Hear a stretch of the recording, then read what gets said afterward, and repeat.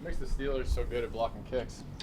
Number one, they're coached up really well. Danny Smith has been doing a hell of a job in this league for a long time, so I got tremendous respect for him. And their players play the game the right way. They're very fundamentally sound. They play together.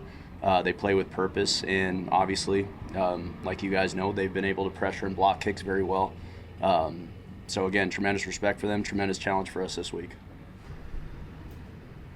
What is it about your return game that you look at and say why we haven't been able to, break anything or get anything really out of that? Yeah, I think it starts when you want to get your return game going.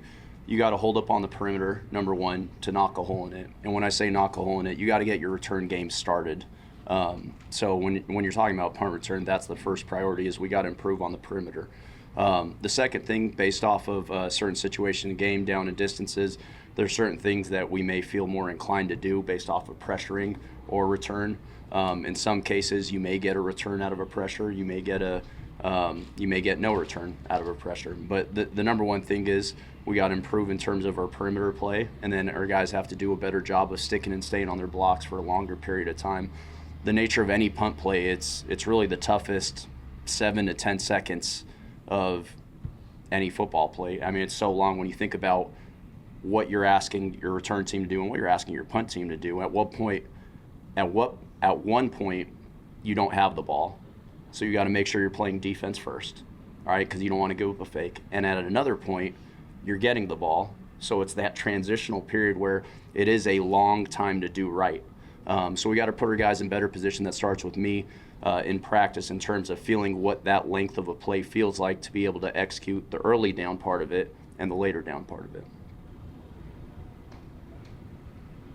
How do you get better at that perimeter? Is it personnel, scheme? Well, what's the change there to make that be better on the Yeah, perimeter? I think the personnel that's what we have. My job is to get those guys better. So when we're on the field, it is legitimately practicing that play for that entirety, whether it's a full cover, understanding that you still are trying to get your guys ready to play a game, so not necessarily burning them out as well. There's balance to that, and I think that's what coaching is at what point are you pressing these guys to make sure that they're ready to play physically, to where you might have to take off a little bit of that physical element, but also understand there is a mental clock in this game. They understand, the length of that play as well, but they also have to feel what that feels like. So you could do it at a tempoed pace, but just making certain they understand these are your block mechanics as we get closer and closer to the return.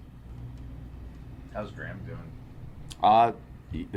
All injury questions can go to Dave's. I know he's been out here. I was just yeah. wondering if he got to the point where you were able to at least see him kick at any point yet, or is it still like I haven't had the ramping up opportunity. physically? Yeah, I haven't had the opportunity to see him do the physical stuff.